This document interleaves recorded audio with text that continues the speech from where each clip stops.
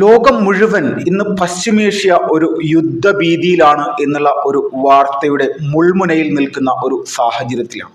അതിന്റെ പ്രധാനപ്പെട്ട കാരണം ഇസ്രായേൽ എന്ന് പറയുന്ന രാജ്യത്തെ നശിപ്പിക്കാൻ വേണ്ടിയിട്ട് ഭീകരവാദ രാഷ്ട്രങ്ങളായിട്ടുള്ള പാലസ്തീനും ലെബനോനും നിരന്തരമായിട്ട് ശ്രമിക്കുന്നു എന്നുള്ളത് തന്നെയാണ് എന്നുള്ളതിൽ ഒരു തർക്കമില്ലാതെ തന്നെ നമ്മൾക്ക് പറയാൻ സാധിക്കും.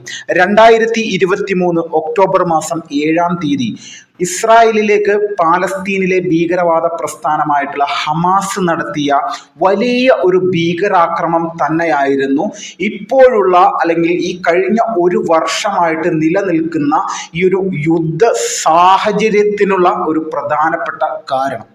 ഈ പാലസ്തീനിലെ ഭീകരവാദ പ്രസ്ഥാനത്തിനെതിരെ ഉള്ള ഈ പോരാട്ടത്തോടൊപ്പം തന്നെ ഹമാസിന്റെ എല്ലാ തരത്തിലുമുള്ള സംവിധാനങ്ങളും തകർത്ത് അത് പൂർണ്ണമായിട്ടും ലോകത്ത് നിന്ന് തന്നെ ഇവരുടെ സംവിധാനങ്ങളെ ഇല്ലായ്മ ചെയ്യുമെന്ന് ഇസ്രായേൽ പ്രഖ്യാപിച്ച് മുന്നോട്ട് വന്നിട്ടുള്ള ഈ നാളുകളിൽ ഏകദേശം 18,000-ഓളം ഹമാസ് ഭീകരവാദികൾ കൊല്ലപ്പെട്ടിട്ടുണ്ട് എന്നുള്ളതാണ് കൃത്യമായിട്ടുള്ള കണക്ക് ഇസ്രായേൽ തന്നെ പുറത്തുവിടുന്നത്.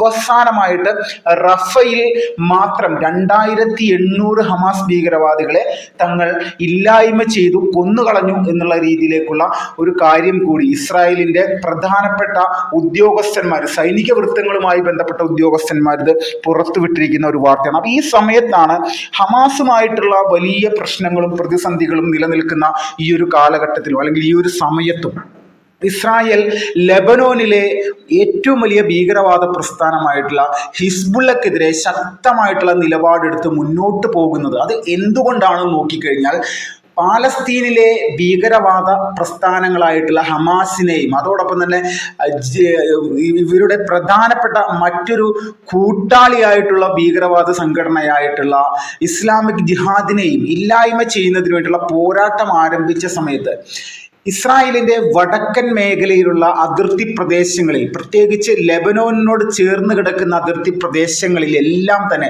വലിയ തരത്തിലുള്ള മിസൈൽ ആക്രമണങ്ങൾ ഈ ഹിസ്ബുള്ള എന്ന് പറയുന്ന ഭീകരവാദ പ്രസ്ഥാനത്തിന്റെ ഭാഗത്ത് നിന്ന് നിരന്തരമായിട്ട് ഉണ്ടായിരുന്നു. ഇവിടെ യുദ്ധം നടക്കുന്ന സമയത്ത് ഒളിഞ്ഞു നിന്നുകൊണ്ട് തങ്ങളുടെ സൈനികരെയും ജനങ്ങളെയും കൊലപ്പെടുത്താൻ വേണ്ടിയിട്ട് ഹിസ്ബുള്ള നിരന്തരമായിട്ട് ശ്രമിച്ചു എന്നുള്ള വലിയ ഗുരുതരമായിട്ടുള്ള ഒരു ആരോപണമാണ് ഇസ്രായേൽ പുറത്തു വിട്ടുകൊണ്ടേയിരിക്കുന്നത്. അപ്പോൾ ഈ സമയത്ത് ഇസ്രായേലിനെ സംബന്ധിച്ച് ഹമാസ് എന്ന് പറയുന്ന ഭീകരവാദ പ്രസ്ഥാനം മാത്രമല്ല, തങ്ങളുടെ എതിരാളികൾ, തങ്ങൾക്ക് ദോഷം വരുന്ന തങ്ങളുടെ ജനങ്ങളുടെ ജീവനെ തന്നെ വലിയ ഭീഷണിയാകുന്ന തരത്തിലേക്ക് ഏതെങ്കിലും ഒരു ഭീകരവാദ പ്രസ്ഥാനം ഉയർന്നു വന്നിട്ടുണ്ടെങ്കിൽ അവരെ ഇല്ലായ്മ ചെയ്ത് മുന്നോട്ട് പോകേണ്ടത് ഇസ്രായേലിന്റെ പ്രധാനപ്പെട്ട കടമയാണ് എന്നുള്ള രീതിയിലേക്ക് തന്നെയാണ് അവിടുത്തെ ഭരണകൂടവും പ്രതിപക്ഷവും സൈന്യവും നിരന്തരമായിട്ട് ഈ മറ്റ് ഭീകരവാദ സംഘടനകളെയും ഇല്ലായ്മ ചെയ്തുകൊണ്ട് മുന്നോട്ട് പോകാനായിട്ട് തയ്യാറായി വന്നിട്ടുള്ളത്. അതുകൊണ്ട് തന്നെയാണ് ഏറ്റവും പ്രധാനമായിട്ട് ഇന്നലെ രാത്രി മാത്രം ലെബനോനിലെ ഹിസ്ബുള്ളയുടെ 400-ഓളം കേന്ദ്രങ്ങൾക്ക് നേരെ ശക്തമായിട്ടുള്ള ആക്രമണങ്ങൾ നടത്തിക്കൊണ്ടാണ് ഇസ്രായേൽ സൈന്യം അവരുടെ വലിയ രീതിയിലുള്ള തിരിച്ചടി തുടർന്നുകൊണ്ടേയിരിക്കുന്നത്. കഴിഞ്ഞ 2 ദിവസങ്ങൾക്ക് മുന്നാണ് ഈ ഹമാസിനോടൊപ്പം തന്നെ വലിയ രീതിയിൽ അവരുടെ ആശയവിനിമയം കൈമാറുന്നതിനായിട്ട് ഹിസ്ബുള്ള ഉപയോഗിച്ചിരുന്ന പേജറുകൾക്ക് നേരെ പേജറുകൾ പൊട്ടിത്തെറിക്കുന്ന ഒരു സിറ്റുവേഷൻ ഉണ്ടായത്. 3000-ഓളം ഭീകരവാദികൾക്ക് ഗുരുതരമായിട്ടുള്ള പരിക്കുകൾ പറ്റിയിട്ടുണ്ട്. മരണസംഖ്യ കൃത്യമായിട്ട് പുറത്തു വിടാൻ പോലും ഈ ഹിസ്ബുള്ളയും ലെബനോനും തയ്യാറായിട്ടില്ല എന്നുള്ളതും നമ്മൾ നോക്കുന്ന സമയത്ത് ഒരു കാര്യം വ്യക്തമാണ്. ഇവർ മുഴുവൻ ഭീകരവാദ രാഷ്ട്രങ്ങൾ തന്നെയാണെന്നും ഭീകരവാദ രാഷ്ട്രങ്ങൾ എന്നുള്ളതിന് ഉപരിയായിട്ട് ലോകത്തിന് നന്മ ചെയ്യുന്ന ഒരു കാര്യവും ഈ രാജ്യത്തിന്റെ ഭാഗത്ത് നിന്ന് ഉണ്ടാകുന്നില്ല എന്നുള്ളത് കൂടി നമ്മൾക്ക് വ്യക്തമാകും. ലെബനോനിലെ തന്നെ തെക്കൻ ബെയ്റൂട്ട് എന്ന് പറയുന്ന പ്രദേശമാണ് ഈ പറയുന്ന ഹമാസ് ഭീകരവാദികളുടെയും അതോടൊപ്പം തന്നെ ഹമാസിന് ഏറ്റവും വലിയ രീതിയിൽ പിന്തുണ കൊടുക്കുന്ന പ്രധാനപ്പെട്ട ഭീകരവാദ സംഘടനയുള്ള ഹിസ്ബുള്ളയുടെയും ശക്തി കേന്ദ്രം. ഹിസ്ബുള്ളയുടെ ശക്തി കേന്ദ്രം എന്നുള്ളതിനുപരിയായിട്ട് ഹമാസിന്റെ പ്രധാനപ്പെട്ട പല നേതാക്കന്മാരും ഈ പ്രദേശങ്ങളിൽ ഹിസ്ബുള്ളയുമായിട്ടും ഇറാന്റെ പല ഉദ്യോഗസ്ഥന്മാരുമായിട്ടും ചർച്ചകൾ നടത്തിക്കൊണ്ടേയിരിക്കുന്ന ഒരു സ്ഥലം തന്നെയാണ് ഇവരുടെ ശക്തി കേന്ദ്രമായിട്ടുള്ള തെക്കൻ ബെയ്റൂട്ട് ലെബനോനിൽ. അപ്പോൾ ഇവിടെയാണ് ഈ പറയുന്ന ഉന്നത കമാൻഡർ ആരുടെ, ഈ ഹമാസിന്റെ മാത്രമല്ല ഹിസ്ബുള്ളയുടെ പ്രധാനപ്പെട്ട രണ്ടാമത്തെ ഉന്നത കമാൻഡറെ പോലും ഇന്നലെ ഈ പറയുന്ന ഇസ്രായേൽ സേന വ്യോമാക്രമണത്തിലൂടെ ഇല്ലായ്മ ചെയ്ത് മുന്നോട്ട് പോയത്.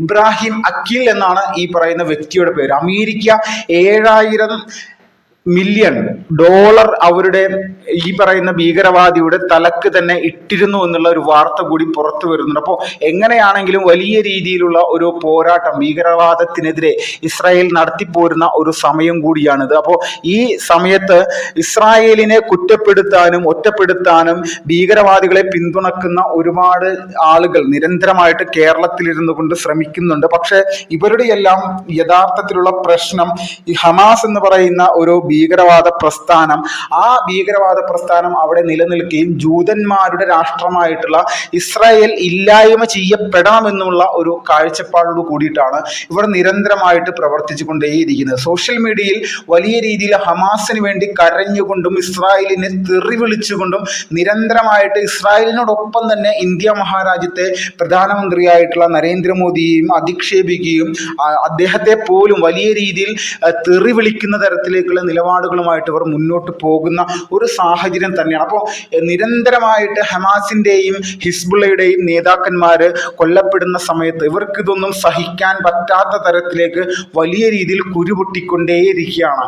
ഇസ്രായേലിനെ പോലെ ടെക്നോളജിയിലും അതോടൊപ്പം തന്നെ ആയുധപരമായിട്ടും സൈനികപരമായിട്ടും ജനങ്ങളുടെ മാനസികാവസ്ഥയും ഭരണകൂടത്തിന്റെ ഇച്ഛാശക്തിയും എല്ലാം ഒന്നിക്കുന്ന സമയത്താണ് ഇസ്രായേൽ എന്ന് പറയുന്ന രാജ്യത്തിന് ഭീകരവാദികളെ നേരിട്ട് മുന്നോട്ട് അവരെ തകർത്തുകൊണ്ട് പോകാനായിട്ട് സാധിക്കുന്നത്. അപ്പോൾ ഈ സാഹചര്യത്തിൽ ലോകത്തിലെ ഏത് ഭീകരവാദ പ്രസ്ഥാനവും ഇസ്രായേലിനെതിരെ നിന്ന് കഴിഞ്ഞാൽ ആ ഭീകരവാദ പ്രസ്ഥാനത്തിന്റെ അടിവേരറുത്തുകൊണ്ട് മുന്നോട്ട് പോകുക എന്നുള്ള ഒരൊറ്റ നിലപാടിൽ തന്നെയാണ് ഇസ്രായേൽ എന്ന് പറയുന്ന രാജ്യം എന്നുള്ളതിൽ ഒരു തരത്തിലുമുള്ള തർക്കമില്ല.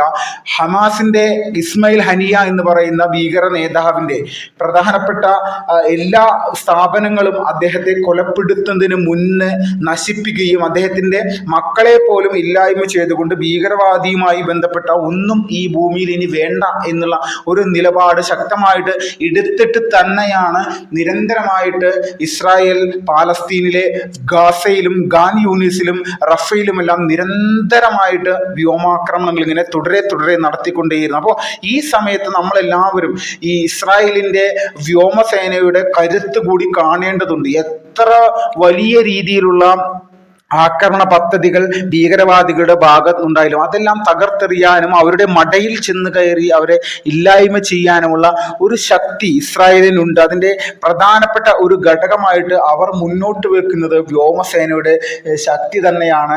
വ്യോമസേന ഉദ്യോഗസ്ഥന്മാർ പലപ്പോഴായിട്ട് ഭീകരവാദികളുടെ എല്ലാ തരത്തിലുള്ള കള്ളക്കളികളും അത് പൊളിച്ചടക്കുന്നതിനായിട്ടുള്ള ശക്തമായിട്ടുള്ള നിലപാടുകൾ എടുത്ത് മുന്നോട്ട് വന്നിട്ടുള്ള ഒരു സംവിധാനം തന്നെയാണ്. അപ്പോൾ മൊസാദിനെ പോലെ ഏറ്റവും കരുത്തുറ്റ ചാരസംഘടന ഇസ്രായേലിലുള്ള സമയത്ത് ഒരു ഹിസ്ബുള്ളയ്ക്കും ഹമാസിനും അവരെ ഒരു രോമത്തിൽ പോലും തൊടാൻ സാധിക്കില്ല എന്നുള്ള രീതിയിലേക്കുള്ള ശക്തമായിട്ടുള്ള ഒരു തിരിച്ചടികളാണ് നിരന്തരമായിട്ട് ഇപ്പോൾ ഇസ്രായേൽ കൊടുത്തുകൊണ്ടിരിക്കുന്നത്.